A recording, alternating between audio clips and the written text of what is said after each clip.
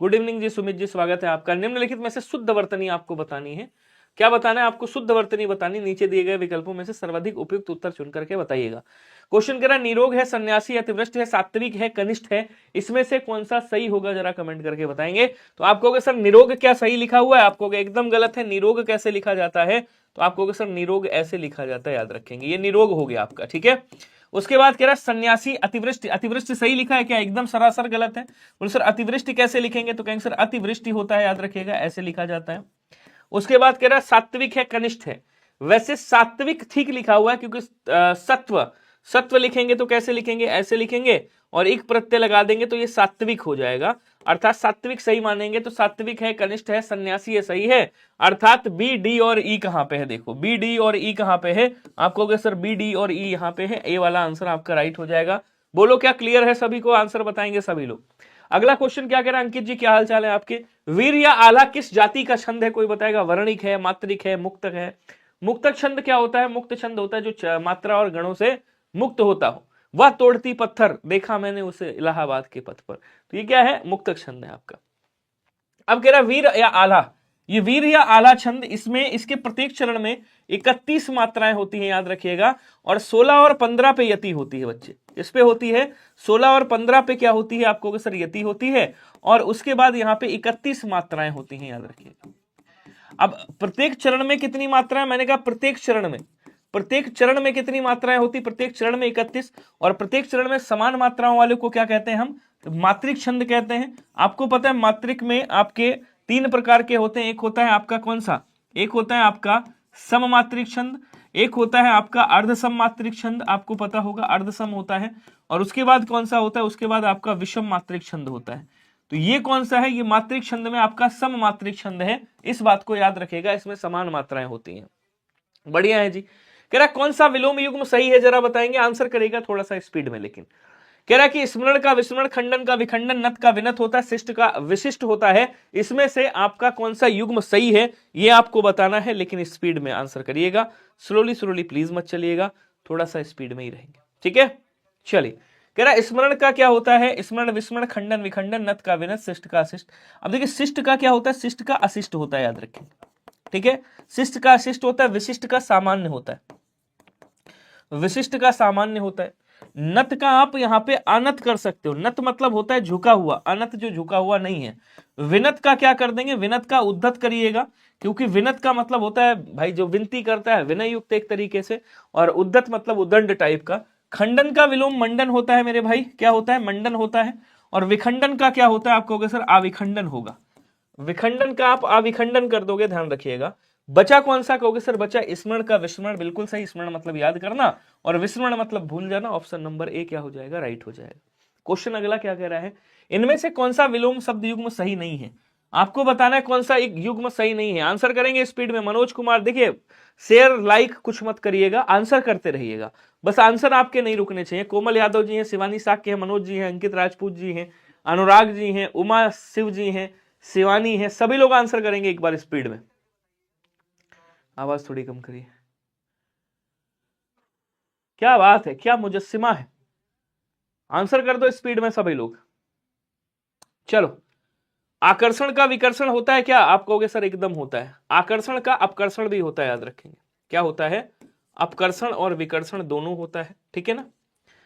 उसके बाद ईमानदार का बेईमान होता है, आप कहोगे सर एकदम होता है। कृतज्ञ जो उपकारों को मानता है, कृतज्ञ जो उपकारों को नहीं मानता है। अमल का विमल नहीं होता है, याद रखिएगा। अमल का क्या होता है? मलिन होता है। अमल का क्या करेंगे यहाँ पे? मलिन कर सकते हो, हालांकि मलिन जो है निर्मल का भी विलोम होता है। आंसर आपका क्या हो जाएगा? बी वाला राइट होगा। अमल जो जिसमें मल ना हो, जो गंदा ना हो। समल भी कर सकते हैं वैसे, ठीक है। चलो, जंगल जहां से शुरू होता है, जंगल जहां से शुरू होता है, ये किसकी रचना है? एक इनकी और रचना आई थी, मुझे पहचानो। इनकी एक रचना थी जिसका नाम है मुझे पहचानो। ये जो रचना है मुझे पहचानो, इसके लिए इनको सन 2023 में क्या दिया गया था? साहित्य अकादमी पुरस्कार से नवाजा गया था। किससे? साहित्य अकादमी पुरस्कार से नवाजा गया था। साहित्य अकादमी पुरस्कार से नवाजा गया था, याद रखिएगा। इन्होंने एक रचना करी है जिसका नाम है थारू जनजाति। क्या बोलेंगे? इन्होंने थारू जनजाति की भी रचना करी है, याद रखिएगा। थारू जनजाति इनकी एक रचना है। इन्होंने कई सारी रचनाएं करी। आपको बता दूं, ये जो राइटर हैं भाई साहब, ठीक है ना, ये जो राइटर है ये यूपी के सुल्तानपुर के रहने वाले हैं। कहाँ के? यूपी के सुल्तानपुर के रहने वाले। सुल्तानपुर जानते हो ना, यूपी के सुल्तानपुर के रहने वाले हैं, याद रखिएगा। यूपी में सुल्तानपुर के रहने वाले हैं, रहने वाले। इनको 2023 का साहित्य अकादमी पुरस्कार मिला है, इस बात को भी आप याद रखिएगा, ये पूछे जाने की संभावना इनकी ज्यादा है। इन्होंने एक रचना लिखी है नीचे आग है। क्या बोलेंगे? इनकी एक रचना जिसका नाम है नीचे आग है, ये भी आपकी पूछी जा सकती है, इंपॉर्टेंट रचना है, ये भी इनकी फेमस रचना है। इनकी है पांव तले की दूब, एक रचना याद रखिएगा, पांव तले की दूब, पांव तले की दूब, ये भी आ सकती है, दूब। इनकी एक रचना है सूत्रधार, याद रखिएगा। क्या बोलेंगे? इनकी एक रचना जिसका नाम है सूत्रधार, ये भी इंपॉर्टेंट इनकी रचना है। तो ये सभी इनकी इंपॉर्टेंट रचनाएं हैं, आपसे एग्जाम में पूछ सकता है। और इसके लिए इनको साहित्य अकादमी पुरस्कार भी मिला है। मुझे पहचानों के लिए कौन है? भीष्म साहनी, नरेंद्र कोहली, राजेंद्र यादव, संजीव। भीष्म साहनी जिन्होंने तमस लिखा है, जिन्होंने बसंती लिखा है। क्या बोलेंगे? इन्होंने बसंती लिखा है, याद रखिएगा। तमस है, बसंती है, ये इनकी भाई फेवरेट रचनाएं हैं। तो कई लोग कह रहे हैं राजेंद्र यादव, कई लोग तुक्का मार रहे हैं नरेंद्र कोहली। मैंने कहा कोई नहीं है, ये संजीव भाई साहब है। ये संजीव जी हैं जिनको 2023 का साहित्य अकादमी पुरस्कार दिया गया है।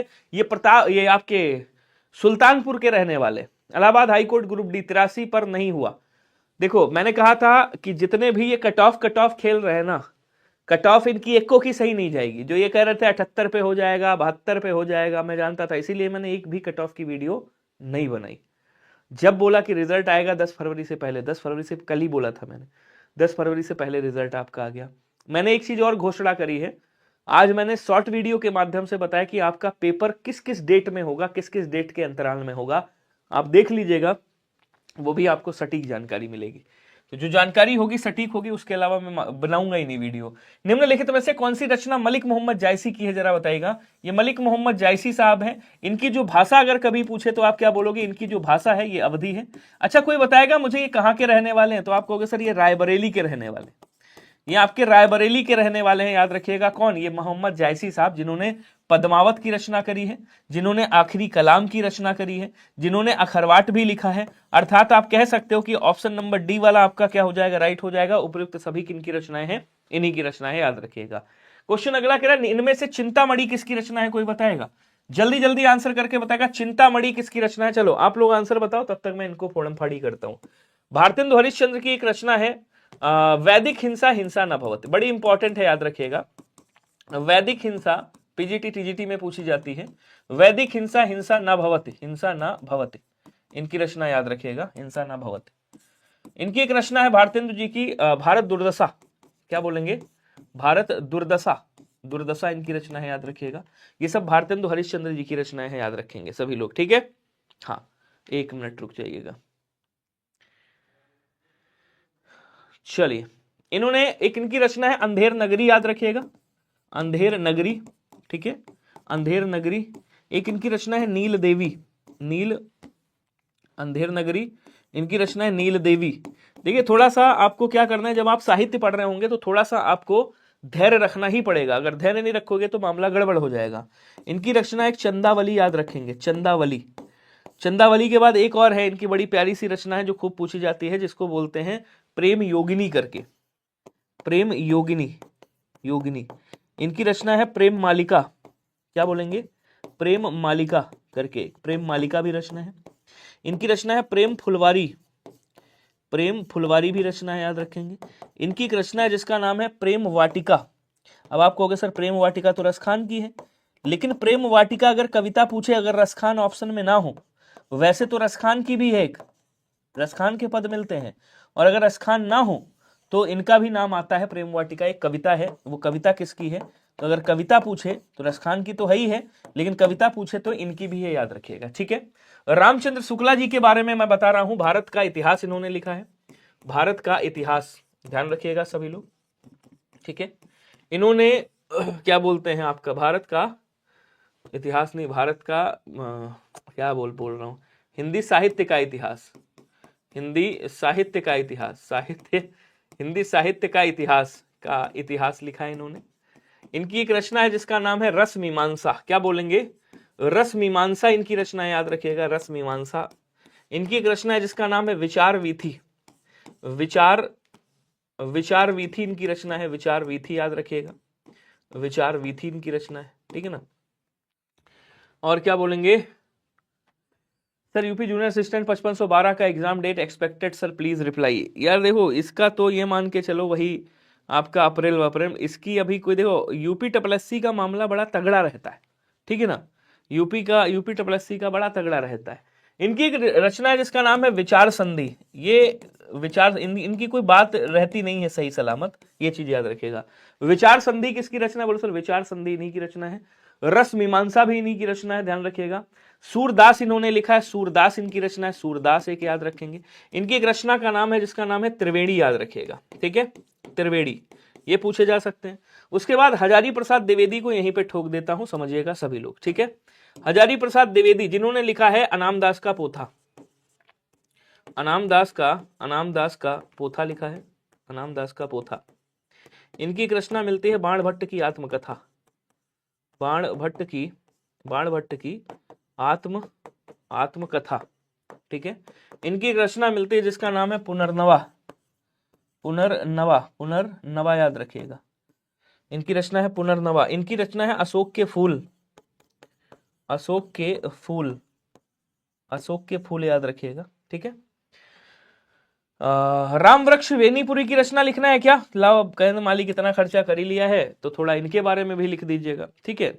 हाँ अच्छा, एक कल्पलता करके रचना है, यहीं पे लिख देता हूं, ये खूब पूछी जाती है इनकी, कल्पलता करके, ये भी इनकी है। और एक चारु चंद्रलेख करके है, लाओ इसी को भी ठोक देता हूं, चारु चंद्रलेख, ये भी याद रखिएगा। कोई ज्यादा जल्दी में तो नहीं है, अगर जल्दी में हो तो बता देना सभी लोग, ठीक है ना। इनकी एक रचना है नेत्रदान इनकी रचना याद रखिएगा, खूब कई बार पूछी गई है। नमस्कार जी, भैया टॉपिक वाइज करा दो जैसे वीडियो में पढ़ाया था प्लीज, बात तो सही कह रहे हो। चलो देखता हूं, एक रचना इनकी विजेता, और एक रचना इनकी सीता की मां। ये रचनाएं कुछ हैं जो याद रखना है आपको, आ सकता है। एक रचना और है जो सबसे ज्यादा पूछी जाती है, कहां पे लिख दूं, गेहूं और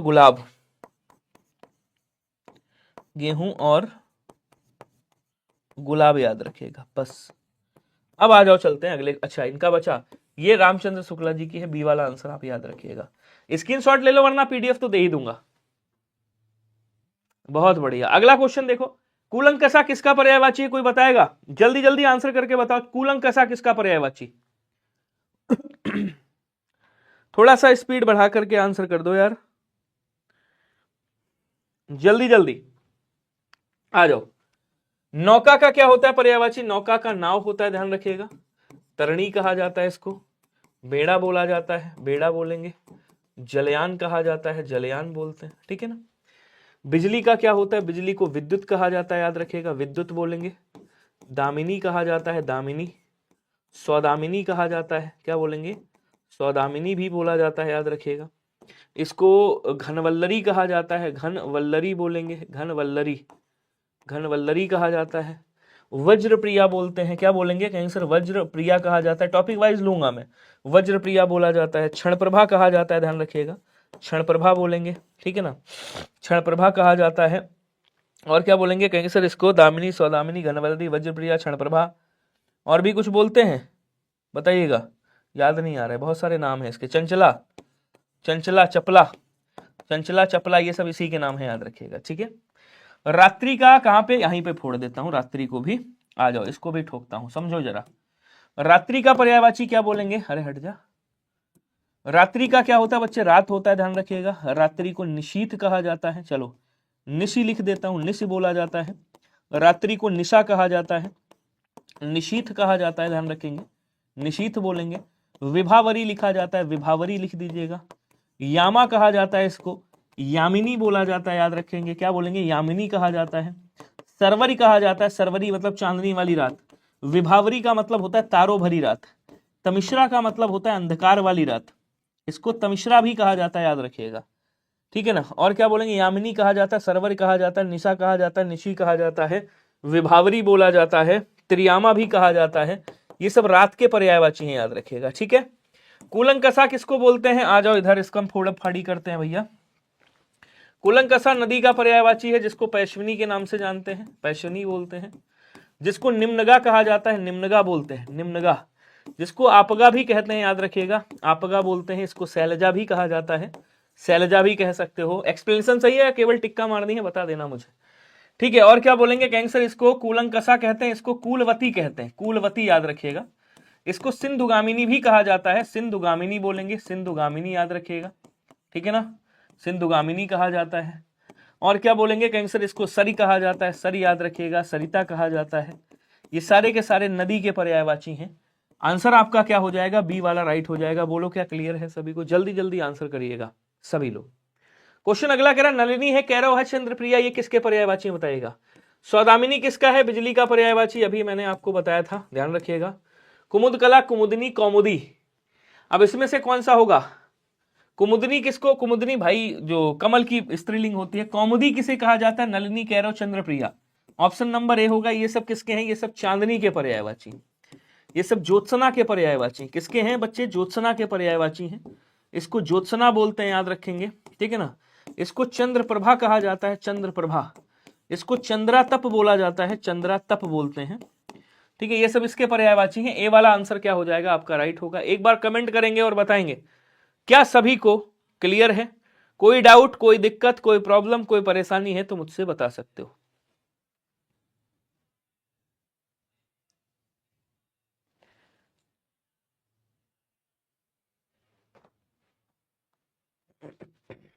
बताइएगा।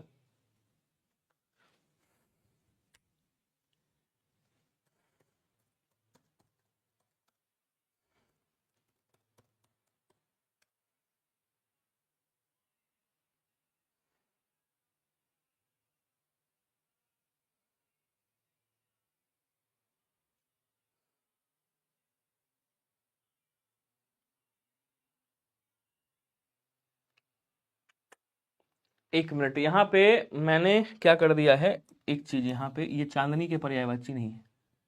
कौमुदी, चांदनी, ये सब इसके पर्यायवाची हैं। नलिनी और कैरव, क्योंकि नलिन कहा जाता है इसको, कमल को। अगर नलिन होता तो कमल को, और नलिनी जो होता है ये कमल को कहा जाता है, कमल। और नलिन का स्त्रीलिंग क्या होता है, नलिनी होता है।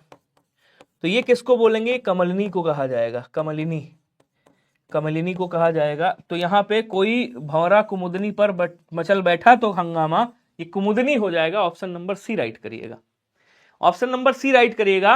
ये कौमुदी मत करिएगा, कौमुदी चांदनी का पर्यायवाची, ज्योत्सना का है। ये नलिनी और कैरव चंद्र है। चंद्रप्रिया चांदनी को भी कह सकते, चंद्रप्रिया इसको भी कहा जाता है, कुमुदनी को भी, ध्यान रखिएगा। अगला कह रहा है इनमें से जातिवाचक संज्ञा से बनने वाला भाववाचक संज्ञा कौन सा है बताइएगा। सैसो है, सौंदर्य है, हंसी है और स्वास्थ्य है। देखो स्वस्थ था, स्वस्थ, स्वस्थ था, स्वस्थ क्या है, ये आपका विशेषण है। ये क्या है बच्चे, विशेषण है, ठीक है ना। यहाँ पे स्वास्थ्य बना दिया गया। हंसना क्या है, आप कहोगे सर हंस ये धातु है, क्रिया है। ये क्या है, ये धातु है, क्रिया है, ठीक है ना। यहाँ पे ना प्रत्यय लगाया गया भाई, वो सॉरी माफ करना, यहाँ पे ई प्रत्यय लगाया गया, हंसी बना दिया गया, भाववाचक संज्ञा। सुंदर क्या है, सुंदर, सुंदर आप कहोगे सर विशेषण है, क्या है, विशेषण है। यहाँ पे आपका या प्रत्यय लगाया गया, सौंदर्य हो गया, भाववाचक बना दिया गया। लेकिन यहाँ पे अब आप देखोगे ऑप्शन नंबर ए वाले में, ये क्या है, आप कहोगे सर शिशु है। ये क्या है, शिशु है। और शिशु क्या है, शिशु जातिवाचक संज्ञा होता है। शिशु क्या है, जातिवाचक संज्ञा है। और यहाँ पे आ प्रत्यय लगाया गया, ये क्या बन गया, ये सैसो बन जाएगा। ऑप्शन नंबर ए आपका राइट हो जाएगा, ध्यान रखेंगे। क्वेश्चन अगला क्या कह रहा है देखिएगा, निम्नलिखित में से संधि की दृष्टि से असंगत युग्म कौन सा है, जो अशुद्ध है वो आपको बताना है। सडानन, व्यंजन संधि, प्रत्येक गुण संधि, रजनीश दीर्घ संधि और सदैव वृद्धि संधि। आ जाओ फोड़ता हूं, क्या बोलेंगे, कहेंगे सर सत धन सडानन, ताथा दाधा ना,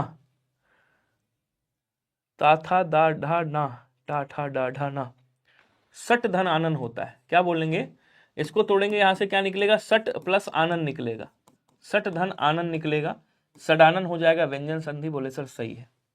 इसको तोड़ेंगे, क्या निकलेगा, प्रति निकलेगा, उसके बाद एक निकलेगा, तब ये प्रत्येक बनेगा। इसको तोड़ेंगे, क्या निकलेगा, रजनी निकलेगा, और उसके बाद क्या निकलेगा, ईस निकलेगा, तब ये क्या बनेगा, रजनीश बनेगा। इसको तोड़ेंगे, क्या निकलेगा, सदा निकलेगा, उसके बाद क्या निकलेगा, एव निकलेगा, तब ये सदैव बनेगा। तो जो गलती है, प्रति प्लस एक, यहां से ई आएगा और यहां से ए आएगा। जब ये दोनों मिलेंगे तो ई या में बदल जाता है, याद रखिएगा। मतलब प्रत्येक में क्या होता है, ये जो प्रत्येक है यहाँ पे गुण संधि नहीं होती है, फिर क्या होती है, यहाँ पे आपकी यण संधि होती है, याद रखेंगे। कौन सी संधि है, आप कहोगे यहाँ पे आपकी यण स्वर संधि होती है। इस बात को सभी लोग याद रखिएगा। आंसर आपका रॉन्ग कौन सा है, बोलो सर यही है, बी वाला आंसर आपका क्या हो जाएगा, राइट हो जाएगा। बोलो क्लियर है क्या, बताएंगे सभी लोग, वेरी गुड। अगला कह रहा निम्नलिखित में से असंगत युग्म कौन सा है, जरा बताइएगा। जहां बहुत कठिनाई से जाया जा सके उसे दुर्गम स्थल कहते हैं, जिसकी कोई उपमा ना दी जा सके उसे उपमाहीन कहा जाता है, जिसकी तुलना की जा सके उसे तुलनीय कहा जाता है, जिसका कोई आकार ना हो उसे निराकार कहा जाता है। आपको बताना है इसमें कौन सा वाला असंगत है, कौन सा वाला गलत है। स्पीड में थोड़ा सा आंसर करेंगे तो हम लोग शायद अच्छे अच्छे क्वेश्चन, बढ़िया बढ़िया क्वेश्चन कंप्लीट कर पाए। तो हमको क्या करना पड़ेगा, हमको थोड़ी सी स्पीड जो है अपनी स्पीड बढ़ानी पड़ेगी। तो बढ़ा लो भैया, जल्दी जल्दी बताओ। जहां बहुत कठिनाई से जाया जा सके उसे दुर्गम स्थल कहते हैं, बोलो सर सही है। जिसकी तुलना ना की जा सके तुलनीय कहा जाता है, जिसकी तुलना की जा सके तुलनीय कहा जाता है, सही है। और जिसकी ना की जा सके अतुलनीय। जिसका कोई आकार ना हो निराकार कहा जाता है, जिसका कोई आधार ना हो निराधार कहा जाता है। और उपमाहीन नहीं बोलेंगे, ध्यान रखिएगा। उपमाहीन मतलब उपमा से रहित। जिसकी उपमा न दी जा सके उसे निरुपम कहा जाता है, निरुपम कहा जाता है। जिसकी उपमा ना दी जा सके उसे अनुपम कहा जाता है, अनुपम भी कह सकते हो, ठीक है, या अनुपमा भी कह सकते हो, जिसकी कोई उपमा ना हो। तो आंसर आपका बी वाला यहाँ पे क्या बनेगा, राइट बन जाएगा, ध्यान रखिएगा। अगला कह रहा है निम्न में से तात्कालिक वर्तमान कौन सा होगा। अब तात्कालिक वर्तमान को ही अपूर्ण वर्तमान की संज्ञा दी जाती है, याद रखिएगा।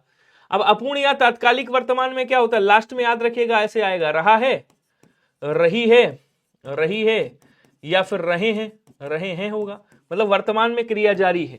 या फिर रहा हूं ऐसे आ जाएगा, या फिर रही हूं ऐसे आ जाएगा, रही हूं, या फिर ऐसे आ जाएगा। कह रहा वह लड़का आया है, आया क्या है, क्रिया है और है लगा हुआ है। तो या तो इसको आसन्न भूत में रखोगे, ये किस में बन जाएगा, आसन्न भूत भी बन सकता है, और इसको आप पूर्ण वर्तमान भी बना सकते हो, क्योंकि अगर आंखों के सामने आया है तो ये पूर्ण वर्तमान है। तो पूर्ण वर्तमान और आसन्न एक ही जैसा होता है, मैंने आपको बताया है। छत पर अनाज पड़ा है, अब देखो पड़ा है मतलब आंखों के सामने है, तो ये भी क्या हो गया, बोलो सर ये भी आपका पूर्ण वर्तमान ही बोला जाएगा, ध्यान रखिएगा, पूर्ण वर्तमान। उसके बाद कह रहा मैंने एक कविता लिखी है। अब लिखी है यहाँ पे आसन्न और पूर्ण दोनों बोल सकते हो, वैसे हम इसको आसन्न भूतकाल में रखेंगे। किस में रखेंगे, आसन्न भूत में रखेंगे। बचा कौन सा, मुख्य अतिथि आ चुके हैं। अब आ चुके हैं ये भी आपका पूर्ण वर्तमान में ही आएगा, ध्यान रखिएगा, पूर्ण वर्तमान में आ जाएगा। या फिर आप इसको आसन्न भूत कर सकते हो। आप कहोगे ये तो गड़बड़ हो गया मामला। जब कभी ऐसा क्वेश्चन आए तब आप क्या कहोगे, छत पर अनाज पड़ा है। अब पड़ा है मतलब अभी भी पड़ा है, तो इसको पूर्ण वर्तमान में ना रख करके आप किस में रख दोगे, आप इसको अपूर्ण अर्थात तात्कालिक वर्तमान में रखोगे कि पड़ा है। तो आंसर क्या हो जाएगा, बी वाला राइट हो जाएगा, इस बात को याद रखिएगा। वैसे अधिकांशतः ऐसे ही आपके क्वेश्चन बनेंगे, इस बात को भी आपको याद रखना है। बोलो क्लियर है। अगला कह रहा है हेर हिये जू लियो हरि जू हरि, इसमें कौन सा अलंकार है, कोई बताएगा। रूपक अलंकार है, यमक अलंकार है, उत्प्रेक्षा है, अतिशयोक्ति है। यमक अलंकार में क्या होता है, शब्द की आवृत्ति होती है, अर्थ अलग अलग। शब्द की आवृत्ति अर्थ क्या होते हैं, अर्थ अलग होते हैं, ध्यान रखिएगा, अर्थ अलग अलग, ठीक है। ये यमक हो गया। उत्प्रेक्षा में कल्पना या भाई उपमेय में उपमान की कल्पना या संभावना जहां पे होती है। अतिशयोक्ति में बढ़ा चढ़ाकर कहा जाता है, बढ़ा चढ़ाकर बोला जाता है, ये तो खैर आपको पता है, बढ़ा चढ़ाकर कहना अतिशयोक्ति कहलाता है। बढ़ा चढ़ाकर वर्णन कहना क्या कहलाता है, आपको सर अतिशयोक्ति कहलाता है। अब यहां आपसे क्या पूछ रहा है, इसमें कौन सा होगा जरा बताइएगा। तो क्या कह रहा है, कह रहा हरि हियो जू, जू मतलब ऐसा लग रहा है, जू, हेर हियो जू लियो हरि जू हरि, ऐसा लग रहा है। हेर हियो मतलब मेरे दिल को हर लिया है किसने, हरि ने, ऐसा लग रहा है। तो यहां भी कल्पना की जा रही है, क्या किया जा रहा है, अच्छा हरि हरि दो बार शब्द आया, हेर हियो लियो हरि जू हरि, एक ये है हरि और एक ये है हरि। अब एक हरि का मतलब क्या है, एक हरि का देखिए यहां पे हरि हरि शब्द आया है, यहां पे एक हरि का मतलब, हरि के कई सारे अर्थ होते हैं, हरि एक अनेकार्थी शब्द है। अब हरि का मतलब क्या होता है भाई, हरि का मतलब विष्णु जी भी होता है, ध्यान रखिएगा, विष्णु भी होता है। हरि का मतलब क्या होता है, आप कहोगे सर सर्प भी होता है। हरि का मतलब मेंढक भी होता है, याद रखिएगा। हरि का मतलब आपका तालाब भी होता है, याद रखिएगा, तालाब। हरि का मतलब क्या होता है, आप कहोगे सर हरि का मतलब बंदर भी होता है। बंदर भी होता है। तो हरि का मतलब इंद्र भी होता है। हरि को किसे कहा जाता है? आप कहोगे सर हरि इंद्र को भी कहा जाता है। तो यहाँ पे हरि के कई सारे अर्थ हैं। बात समझ पा रहे हो नहीं मैं क्या कहना चाह रहा हूं? तो अब इसमें से क्या कह रहा है? हेर हियो जू लियो हरि जू हरि। अब यहां पे एक हरि का मतलब या तो विष्णु होगा या इसमें से सर्प होगा, और एक हरि का मतलब क्या होगा? एक हरि का मतलब विष्णु है। तो यहां पे कुल मिला के क्या हो जाएगा आपका? आप कहोगे सर यमक अलंकार हो जाएगा। ऑप्शन नंबर बी वाले को याद रखिएगा, शब्द की रिपीटेशन हुई है, अर्थ अलग अलग है। क्वेश्चन अगला क्या कह रहा है? निम्न में से कौन सा शब्द संज्ञा से निर्मित विशेषण नहीं है? संज्ञा से निर्मित विशेषण कौन सा नहीं है? अब इसको तोड़ोगे क्या निकलेगा? आप कहोगे सर दानव निकलेगा, उसके बाद ई प्रत्यय लगा हुआ है, यहाँ पे दानवी हो जाएगा। इसको तोड़ोगे क्या आएगा? आप कहोगे सर निंदा था, इत प्रत्यय लगा है, निंदित हो गया। उसके बाद इसको तोड़ोगे क्या आ जाएगा? आप कहोगे सर मानव था, यहाँ पे ई प्रत्यय लगा है, मानवीय हो जाएगा। और चिंता था, यहाँ पे अन प्रत्यय लगा है, क्या बोलेंगे? यहाँ पे क्या है? इधर लिख देता हूं, यहाँ पे आपका चिंता है, चिंता, ठीक है, और यहाँ पे अन प्रत्यय लगा हुआ है, तो चिंतन हो गया। अब जरा मुझे बताओ आंसर कौन सा होगा? जल्दी जल्दी कमेंट करेंगे, क्लास रुक गई है क्या? बताएंगे। अब कह रहा विशेषण नहीं है। अच्छा, किससे? संज्ञा से निर्मित विशेषण नहीं, इसको इधर लिखो तो समझ पाओगे। चिंता और यहां पे अन प्रत्यय लगा है, तो ये जो चिंतन शब्द है ना मेरे भाई, ये खुद में भाववाचक संज्ञा ही है। ये क्या है? भाववाचक संज्ञा है। बाकी मानव से मानवी विशेषण हो गया, निंदा से निंदित हो गया, और उसके बाद दानव से दानवी हो गया।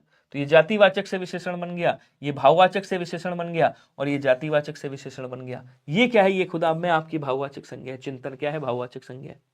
क्वेश्चन अगला कह रहा है निम्नलिखित में से जिस मुहावरे का अर्थ सदैव एक सी स्थिति के लिए प्रयुक्त होता है उसे क्या कहते हैं?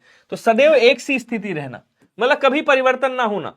डाक के 3 पात्र, 3 लोग से मथुरा न्यारी, तुरंत दान महाकल्याण, जिसकी लाठी उसकी भैंस। तो 3 लोग से मथुरा न्यारी मतलब सबसे निराला कह सकते हो, सबसे अलग कह सकते हो, सबसे निराला या सबसे अलग कह सकते हो, या अतिशोक्ति भी कह सकते हो, अतिशोक्ति करना या बढ़ाई करना, सबसे निराला। तुरंत दान महाकल्याण, तुरंत काम हो जाए वो सबसे बेस्ट रहता है, जिसकी लाठी उसकी भैंस, जिसका अधिकार होता है उसी की चलती है। लेकिन ढाक के 3 पात होना का मतलब क्या होता है? एक सी स्थिति रहना। यह काम मैं आप ही कर लूंगा। आप कौन सा यहाँ पे सर्वनाम है बताइएगा? निजवाचक में मैंने आपको क्या बताया? कहीं पे भी आ जाए अपने आप या अपने आप का भाव आए, कहीं भी स्वयं आ जाए, ध्यान रखिएगा, कहीं भी स्वतः आ जाए, याद रखेंगे, स्वतः आ जाए, कहीं भी खुद आ जाए, ऐसे शब्द अगर आपको जहां भी मिले वहां क्या होता है? वहां पे आपका निजवाचक सर्वनाम होता है। जब कोई करता है, कोई भी काम अपने द्वारा करता है, स्वयं के द्वारा करता है। कह रहा यह काम मैं आप कर लूंगा, मतलब अपने आप कर लूंगा। यहाँ क्या हो जाएगा? आपको सर निजवाचक सर्वनाम हो जाएगा। ऑप्शन नंबर डी करिएगा। निश्चयवाचक में क्या होता है? यह आ जाएगा, यह कलम है, वह पुस्तक है, ठीक है ना, वो मेरा भाई है, वे पुस्तकें, ऐसे करके। वो मेरा भाई नहीं है, वे, हाँ वो मेरा भाई है, आ सकता है इसमें। संबंध कारक में ऐसे, संबंध सर्वनाम में ऐसे, जो करोगे सो भरोगे, जैसा करोगे वैसा भरोगे, जैसा वैसा, जितना उतना, ऐसे शब्द मिलेंगे आपको, जितना उतना, ऐसे शब्द मिलेंगे, ध्यान रखिएगा। अगला क्वेश्चन क्या कह रहा है? 2 या 2 से अधिक धातुओं से बनी और नया अर्थ देने वाली क्रिया को क्या कहते हैं? सकर्मक, अकर्मक, संयुक्त या यौगिक? आंसर करके बताओ, जल्दी जल्दी कमेंट करेंगे, स्पीड में थोड़ा सा बताइएगा भैया। बहुत बढ़िया। क्या कह रहा है समझिएगा? 2 या 2 से अधिक धातुओं से बनी और नया अर्थ देने वाली क्रिया। अब 2 या 2 से अधिक धातुओं से बनी, जैसे आपने कहा इनका नाम क्या है? इनका नाम है अनुराग जी। आपने कहा अनुराग, अनुराग पढ़ने लगा, अनुराग पढ़ने लगा। अब देखो पढ़ना भी क्या है? आप कहोगे सर क्रिया है। उसके बाद कह रहा लगा भी क्या है? आप कहोगे सर क्रिया है। क्या कह रहा है? 2 या 2 से अधिक धातुओं से बनी हुई और नया अर्थ देने वाली। तो पढ़ने लगा, पढ़ने लगा, ये दोनों अलग अलग क्रिया हैं, अलग अलग, एक अलग अर्थ दे रही है, पढ़ने का अर्थ दे रही है। तो बोले सर ऐसी क्रिया को क्या कहा जाता है? ऐसी क्रिया को आप संयुक्त क्रिया के नाम से जानते हो, इस बात को ध्यान रखिएगा। यौगिक क्रिया क्या होती है? जैसे आपने कहा कुत्ता, कुत्ता डूब मरा, डूब मरा। तो यहां भी आपकी क्या है? देखो अलग अलग क्रिया है भाई, डूबना भी अलग क्रिया है, मरा भी अलग क्रिया है। लेकिन जहां पे ऐसा बोध आए, यौगिक क्रिया नहीं होगी। जहां पे ऐसा बोध आए कि डूब कर मरा, मतलब कर ना लगा हो, कह रहा डूब मरा, ठीक है ना, या जा गिरा, ऐसे शब्द आए। लेकिन भाव किसका निकल रहा हो? कर का भाव निकल रहा हो, कि डूब कर मरा, जा कर गिरा, ऐसे शब्द आते हैं, तो वहां यौगिक क्रिया होती है, याद रखिएगा। अगला कह रहा बहुव्रीहि समास की दृष्टि से कौन सा विकल्प असंगत है? आपको बताना है। आशुतोष, आशु का मतलब क्या होता है? आशु, आशु का मतलब क्या होता है? आशु का मतलब होता है शीघ्र, शीघ्र, शीघ्र, आसु का मतलब शीघ्र, तोष का मतलब होता है प्रसन्न, तोष का मतलब क्या होता है प्रसन्न, अर्थात शीघ्र प्रसन्न होने वाला, शीघ्र प्रसन्न होने वाला, अर्थात क्या लिखेंगे, जो बहुत जल्दी प्रसन्न हो जाता है, 16 सोमवार में खुश, बोले सर शिव जी। ठीक है, उसके बाद कह रहा हिरण्य गर्भ होता है, क्या बोलेंगे, हिरण्य, वह जो हिरण्य के गर्भ से जन्मा है, क्या बोलेंगे, वह जो हिरण्य के गर्भ से जन्मा, हिरण्य के गर्भ से जन्मा है, उसे क्या बोलते हैं, अर्थात कौन, आप कहोगे सर ब्रह्मा जी, अर्थात कौन, ब्रह्मा जी, यहां शिव जी हो गए। इंद्रियातीत, अंशुमाली, अंशुओं की माला पहनने वाले, क्या बोलेंगे, अंशु अर्थात किरण, अंशु अर्थात किरण की माला पहनने वाले, अर्थात कौन, अर्थात सूर्य। ठीक है, और कह रहा है इंद्रियातीत मतलब इंद्रियों से परे, इंद्रियों से तीत मतलब इंद्रियों से परे, तो इससे परे हो गया, ये क्या बोलेंगे, कहेंगे सर ये अपादान कारक है, मतलब इंद्रियों से अलग हो रहा है, अपादान तत्पुरुष हो जाएगा, ध्यान रखिएगा। बाकी सब में क्या है, बाकी सब में आपका बहुव्रीहि समास है, सी वाला आंसर आपका राइट हो जाएगा, ध्यान रखिएगा, option number C is right. Clear है।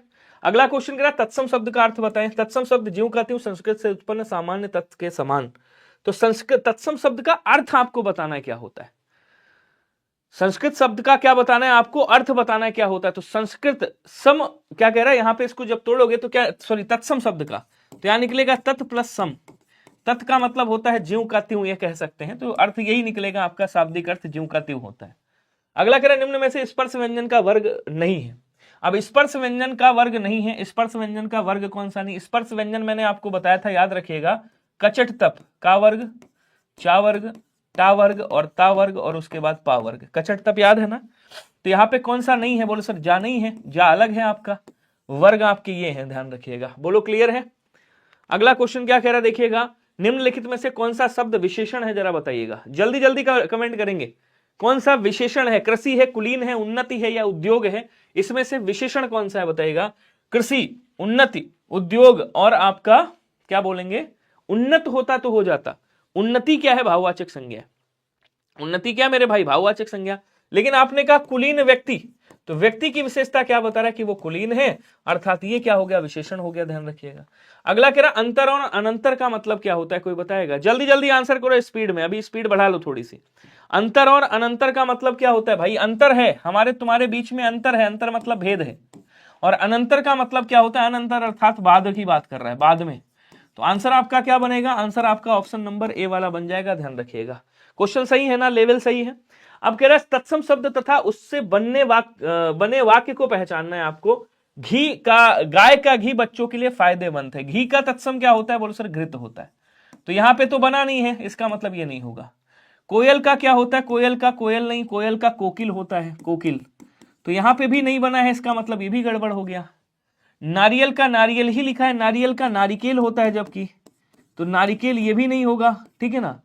पुष्कर, पुष्कर हिंदुओं का एक तीर्थ स्थल है, पुष्कर सही है, ये दोनों तत्सम है। अच्छा पूछ रहा था किसमें तत्सम शब्द है, ये आपका तत्सम है। पुष्कर का जो तद्भव होता है वो क्या होता है बच्चे, पोखर होता है, क्या होता है, पोखर होता है, ध्यान रखिएगा, पोखर, ठीक है, ये तद्भव शब्द है। क्लियर है सभी को। अगला क्वेश्चन कह रहा है कि कछुआ बिना रुके निरंतर चलता रहा, रेखांकित में कौन सा पदबंध है आपको बताना है। तो पदबंध के क्वेश्चन आपको डेली मिलते रहेंगे, टेंशन लेने की बात नहीं है, पदबंध मैं डेली कराता रहूंगा। अब कह रहा है चलता रहा, ये क्या है, चलता रहा, ये क्रिया है मेरे भाई। अब इससे पूछो कब चलता रहा, तो ये कह रहा है निरंतर चल रहा है, मतलब ये क्या है, ये क्रिया की विशेषता बता रहा है, मतलब ये क्रिया विशेषण है। अब जब ये क्रिया विशेषण है और ये किससे बंधा हुआ है, आप कहोगे सर ये क्रिया से बंधा हुआ है, क्रिया विशेषण से बंधा हुआ है, तो यहाँ पे कौन सा पदबंध हो जाएगा, आप कहोगे सर ये क्रिया विशेषण पदबंध है, डी वाला आंसर आपका राइट हो जाएगा। क्लियर है सभी को। अगला कह रहा किस विकल्प के सब सही विलोम युग्म है बताइएगा। निषिद्ध का, तुच्छ, कर्कश का, खुरखुरा, जोड़ का, मेल, दीर्घकाय का, कृषकाय। तो जोड़ का क्या होता है, जोड़ का आप कह दोगे यहाँ पे घटाव कह दोगे, घटाव या अलगाव कह दोगे। मेल का क्या हो जाएगा, मिलन का, भाई बिछड़ना होता है तो मेल का अलगाव कर दीजिएगा यहाँ पे, ठीक है। उसके बाद कह रहा कर्कश का क्या होता है, तो कर्कश का मधुर होता है, ध्यान रखिएगा। खुरखुरा का क्या होता है, खुरखुरा का चिकना कर दीजिएगा, चिकना या समतल। तुच्छ का महान होता है, तुच्छ का विलोम क्या होता है? महान होता है। निषिद्ध का क्या होता है? विधि का निषेध होता है। विधि और आपका क्या बोलते हैं, विहित का निषिद्ध होता है। विहित का क्या होता है? निषिद्ध होता है। दीर्घकाय मतलब लंबी और बड़ी काया वाला, कृशकाय मतलब दुबले पतले शरीर वाले को कृशकाय कहा जाता है। तो यहाँ डी वाला आंसर क्या हो जाएगा? आपका राइट हो जाएगा, ध्यान रखिएगा। अगला क्वेश्चन कह रहा है जिसका किस सर्वनाम का यौगिक रूप है? तो जिसका, उसका, अच्छा किसका यौगिक रूप है? तो जिसका, जो से जिसका बनता है, ठीक है, सी वाला आंसर राइट होगा, ध्यान रखेंगे सभी लोग। क्लियर है? ये से इसका। अगला क्वेश्चन कह रहा किस शुभ कार्य को विधि विधान से करना कहलाता है? किसी शुभ कार्य को विधि विधान से करना क्या कहलाता है बताइएगा? किसी शुभ कार्य को आप विधि विधान से करो। प्रार्थना, प्रार्थना का मतलब विनती कर रहे हो, निवेदन कर रहे हो। अभ्यर्थना, मंत्रणा या अनुष्ठान। मंत्रणा मतलब आपस की बातचीत जो होती है उसको मंत्रणा कहते हैं। सभी लोग आंसर करो स्पीड में, जल्दी जल्दी आंसर करेगा जितने लोग भी हैं। बहुत बढ़िया। तो ये तो पता होगा ना, हमारे यहाँ आज मंदिर का अनुष्ठान है या उनका अनुष्ठान है, मूर्ति का अनुष्ठान है, तो अनुष्ठान बोलते हैं, या यज्ञ का अनुष्ठान है। अनेकार्थी अज का अर्थ नहीं है। अज का अर्थ क्या होता है जरा बताइएगा? अज का मतलब सबसे पहला, आ माने नहीं, जन्मा मतलब जन्मा, तो ना जन्मा, या जिसने जन्म ना लिया हो कभी, जो जन्मा ना हो, जन्मा ना हो, उसे क्या कहते हैं? आजन्मा, आज कहते हैं। राजा दशरथ के पिता, राजा दशरथ के पिता, दशरथ के पिता, इनका भी नाम क्या है? अज है, ध्यान रखिएगा। अज किसे कहा जाता है? जो बकरा होता है उसे भी अज कहा जाता है। जो ईश्वर होता है उसे भी अज कहते हैं, याद रखिएगा। विष्णु जी को भी क्या कहा जाता है? विष्णु जी को भी अज कहा जाता है। ब्रह्मा जी को भी क्या कहा जाता है? अज कहा जाता है, याद रखेंगे। ब्रह्मा को भी अज कहा जाता है। शिव को भी क्या कहा जाता है? शिव को भी अज कहा जाता है। तो यहाँ पे विष्णु, शिव, मेढ़ा और घोड़ा, मेढ़ा और घोड़ा, अज और किसको कहा जाता है? देखो, विष्णु जी को और शिव जी को तो कहा जाता है, ये बात तो निश्चित है। और किसको कहा जाता है? तो आप कहोगे एक मेढ़ा होता है, मेढ़ा बोलते हैं, इसको भी कहा जाता है, लेकिन घोड़ा को नहीं बोलते। तो यहाँ पे क्या हो जाएगा? डी वाला राइट हो जाएगा। जो मेढ़ा होता है उसको क्या बोलते हैं? अज बोलते हैं। क्लियर है? एक बार कमेंट करके बताएंगे। बहुत बढ़िया। अगला देखिएगा, अब पढ़कर क्या होगा, इसके बारे में तो आपको पता ही है। एक ट्रिक मैंने आपको खूब याद कराई है, ट्रिक, ठीक है ना, कि जब कभी भी क्रिया के साथ में क्या आ जाए, क्रिया अर्थात धातु के साथ में कर लगा हो और करके लगा हो, मतलब करता एक क्रिया को समाप्त कर जब दूसरी क्रिया को स्टार्ट करता है तो पहली वाली क्रिया को पूर्वकालिक क्रिया कहा जाता है। आंसर आपका ऑप्शन नंबर सी वाला हो जाएगा, एकदम आसान है। कह रहा अब पढ़कर क्या होगा, यहाँ पढ़कर क्या है? आपकी पूर्वकालिक क्रिया है। क्वेश्चन अगला कह रहा है कि उत्तर प्रदेश के हमीरपुर, महोबा, झांसी व ललितपुर में कौन सी बोली बोली जाती है बताइएगा? बुंदेली, भोजपुरी, ब्रजभाषा, अवधी। तो भोजपुरी यूपी में सबसे ज्यादा बोली जाती है। यूपी में सर्वाधिक बोली जाने वाली कौन सी है? वाली आपकी भोजपुरी है। ब्रजभाषा का जो केंद्र है वो कहां है? इसका केंद्र जो है वो मथुरा है। तो ब्रजभाषा मथुरा हो गया, इटावा हो गया, ये सब बोली जाती है। अवधी आपका कहां? लखनऊ है। इसका केंद्र समझ लो अयोध्या है। अवधी कहां का? अयोध्या, लखनऊ, रायबरेली, और क्या बोलेंगे? बाराबंकी, सीतापुर, लखीमपुर खीरी, गोंडा, बहराइच, गोंडा, बहराइच, बलरामपुर,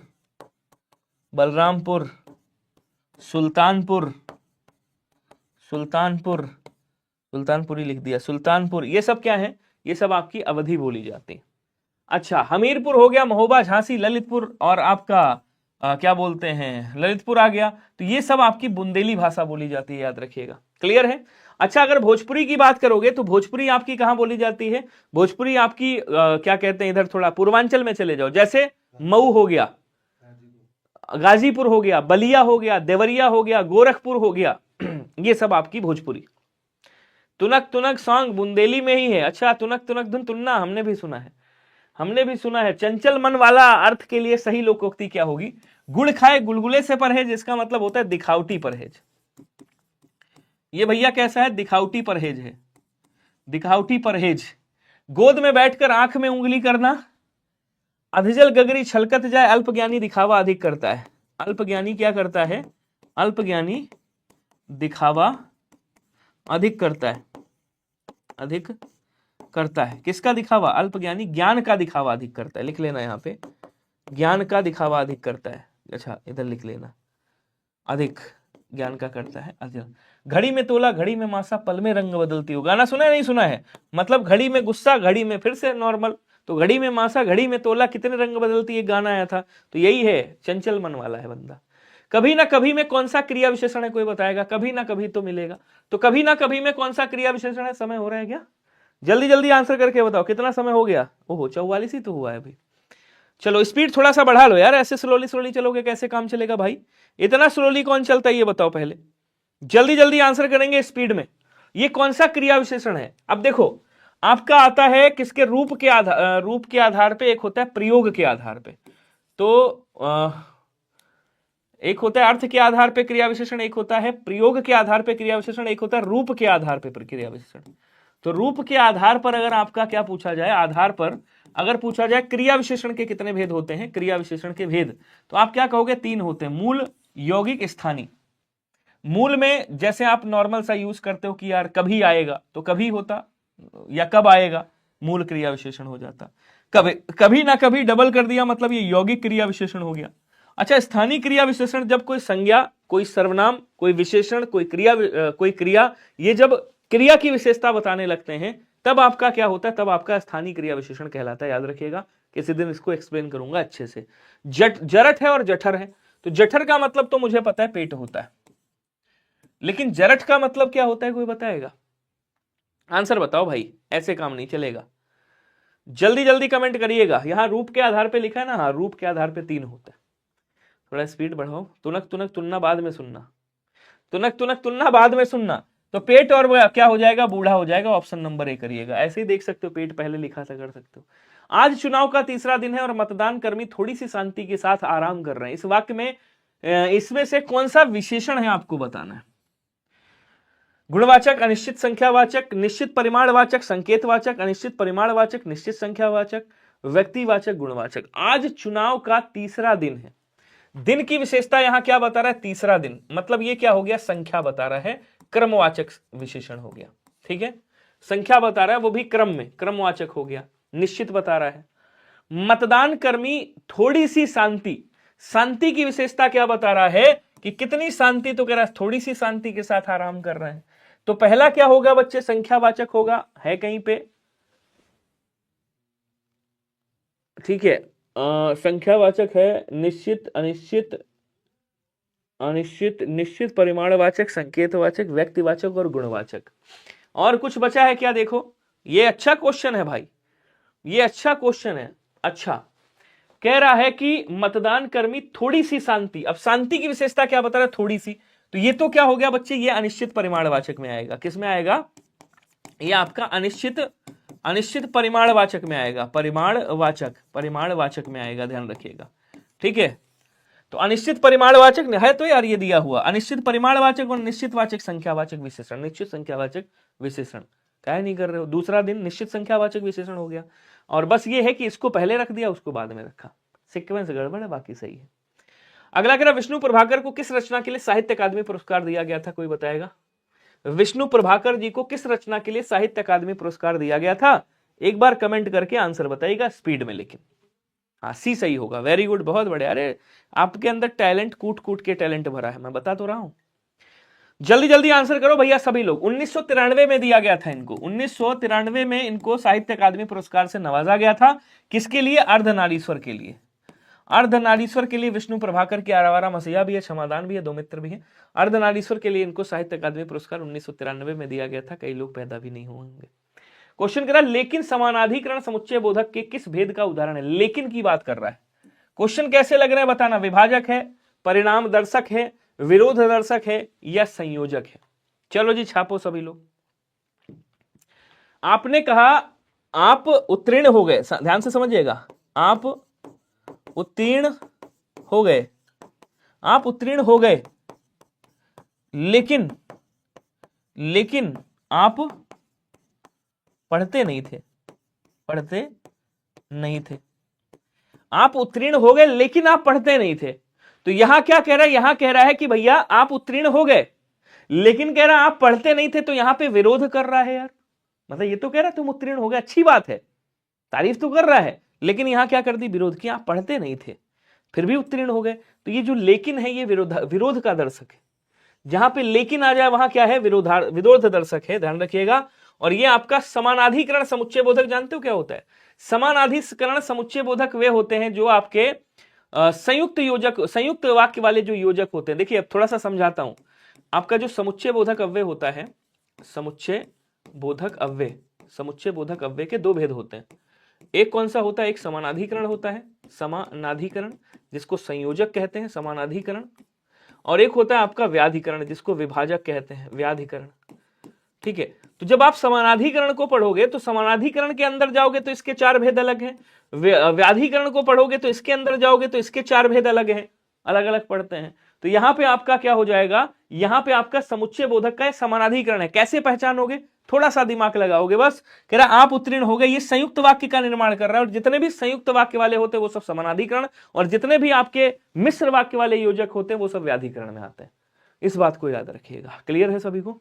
चलिए, इसको जिस दिन मैं टॉपिक वाइज कराऊंगा उस दिन मैं इसको कवर करूंगा। मैं टॉपिक वाइज बहुत जल्दी लाने वाला हूं, टेंशन लेने की बात नहीं है। हाँ,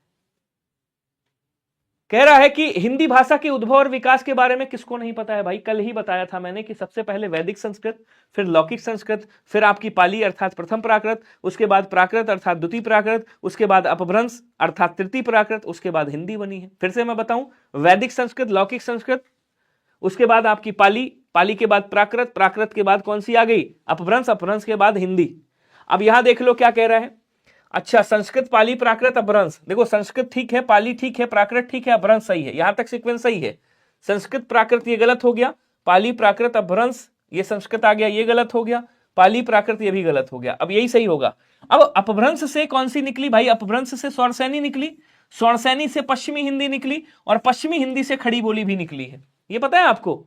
ये आपको जो भाषा बता रहा था मैं, आप पीछे क्लासेस में देखिएगा, उसमें मैंने बढ़िया से तोड़ तोड़ के बताया है। अगर इसको थोड़ा सा और डिटेल से अगर आप समझना चाहें तो मैं आपको बता सकता हूं कि भैया स्वरसैनी एक आपकी है अपभ्रंश। ये जो स्वरसैनी अपभ्रंश होती है ना, स्वरसैनी अपभ्रंश, स्वरसैनी अपभ्रंश से आपकी कौन कौन सी निकलती है? आपको सर एक निकलती है पश्चिमी हिंदी, पश्चिमी हिंदी निकलती है। पश्चिमी हिंदी के बाद स्वरसैनी अपभ्रंश से पश्चिमी हिंदी निकलती है। एक आपकी यहाँ पे राजस्थानी हिंदी निकलती है, राजस्थानी हिंदी, राजस्थानी हिंदी, और राजस्थानी के बाद आपकी गुजराती निकलती है। ये स्वरसैनी से आपकी तीन निकलती है, ध्यान रखिएगा, स्वरसैनी अपभ्रंश से तीन निकलती है। अब इसमें जो आपकी ये पश्चिमी हिंदी है, पश्चिमी हिंदी को जब तोड़ोगे तो पश्चिमी हिंदी से आपकी कौन कौन सी निकलेगी? यहां से आपकी एक तो खड़ी बोली निकलेगी सबसे पहले, जिसको कौरवी कहा जाता है। फिर आपकी हरियाणवी निकलेगी, जगह नहीं है वरना और अच्छे से इसको कर देता मैं, हरियाणवी निकलेगी। उसके बाद आपकी ब्रज भाषा निकलती है, यहीं से ब्रज भाषा निकलती है। ब्रज भाषा के बाद आपकी यहीं से बुंदेली निकलती है, और बुंदेली के बाद आपकी कौन सी निकलती? कन्नौजी निकलती है। तो ये सीक्वेंस उस तरह का मिलाया गया। पहले जो भारतीय आर्य भाषाएं हैं उनको तोड़ा गया, उसको तोड़ने के बाद फिर स्वरसैनी से इन्होंने क्या किया, चेंज करके उसमें पश्चिमी हिंदी फिर खड़ी बोली ऐसे निकाला। ये सीक्वेंस था आपको, ठीक है ना? तो यहां आंसर आपका ऑप्शन नंबर ए होगा। अगला कह रहा है निम्नलिखित में से कौन सा शब्द अव्ययी भाव का उदाहरण है? जरा बताइएगा किसका अव्ययी भाव का उदाहरण है, ये आपको बताना है। अभूतपूर्व, जो पहले कभी ना हुआ हो, इसका मतलब होता है परमानंद, परम है जो आनंद, क्या बोलेंगे? परम, परम है जो आनंद, परम आनंद हो गया, ठीक है ना? आनंद मठ हो गया, मतलब आनंद मठ। और सूल पाण, सूल है जिनके पाण में, सूल अर्थात त्रिशूल, सूल है जिनके पाणी, पाणी अर्थात हाथ में, पाणी अर्थात हाथ में, हाथ में, तो उसे क्या कहा जाता है बच्चे? शिव कहा जाता है। अब सूल किसके हाथ में? बोलो सर शिव के हाथ में। तो ये शब्द कौन सा हो गया आपका? सर बहुब्री समास है, ठीक है। कह रहा है कि यहां कौन सा हो जाएगा? यहां आपका कर्मधारय समास होगा, कर्मधारय समास, कर्मधारय समास। और यहाँ पे आ क्या लगा हुआ है? उपसर्ग लगा हुआ है। अभूतपूर्व मतलब जो पहले कभी ना हुआ हो, लेकिन यहाँ पे क्या लगा है? आ उपसर्ग लगा है। और जहां पे उपसर्ग लगा हो वहां क्या होता है? वहां अव्ययी भाव समास होता है। इस बात को तो आपको पता ही होगा, बताया ही भी है मैंने, एक बार बताएंगे। अब कह रहा आनंद मठ अर्थात आनंद का मठ हो गया, आनंद का मठ है ये। यहां पे क्या हो जाएगा, तो आप कहोगे सर यहां पे आपका संबंध तत्पुरुष होगा, यहां क्या हो जाएगा, यहां पे संबंध तत्पुरुष हो जाएगा, इसको भी ध्यान रखिएगा। क्लियर है, बताइएगा एक बार। तो अब जो टाइम हो गया, अब जो आपके क्वेश्चन आपको मिलेंगे ना, वो क्वेश्चन इसी लेवल के मिलेंगे, इस बात को याद रखिएगा। आज का अंतिम क्वेश्चन है गश्ती चिट्ठी या परिक्रमित पत्र। गश्ती चिट्ठी पत्र से भी क्वेश्चन है, गश्ती चिट्ठी या परिक्रमित पत्र किस पत्र के अन्य नाम है, जरा बताइएगा। शासनादेश, अर्धशासकीय पत्र, परिपत्र या कार्यालय आदेश। ये सब के सब क्या है, ये सब के सब आपके औपचारिक पत्र हैं, याद रखिएगा। कैसे पत्र हैं, ये चारों के चारों आपके औपचारिक पत्र हैं, इस बात को याद रखिएगा। और गश्ती चिट्ठी या प्रक्रमित पत्र का मतलब होता है कि जैसे मान लो एक ये मुख्यालय है, ये क्या है आपका एक मुख्यालय है, ठीक है ना, और इस मुख्यालय से एक पत्र जारी हुआ जो इसके संबंध ब्रांच में, एक ब्रांच ये है, एक ब्रांच ये है, एक ब्रांच ये है, एक ब्रांच ये है, एक ब्रांच ये है, मतलब एक साथ 100 से भी अधिक पत्रों को भेजा जाता है। तो इस पत्र को क्या कहते हैं, कोई बताएगा। इस पत्र को परिपत्र कहा जाता है, परिपत्र कहा जाता है। ऑप्शन नंबर सी वाला याद रखिएगा सभी लोग। बोलो क्या क्लियर है, जल्दी जल्दी बताओ स्पीड में आंसर करके। और उसके बाद आपको क्या करना है, उसके बाद आपको ये होमवर्क बताना है। चंद्रगुप्त किसका प्रसिद्ध नाटक है, कमेंट बॉक्स में जरूर बताएगा। धर्मवीर भारती, जयशंकर प्रसाद, लक्ष्मीनारायण लाल या फिर भारतेंदु हरिश्चंद्र।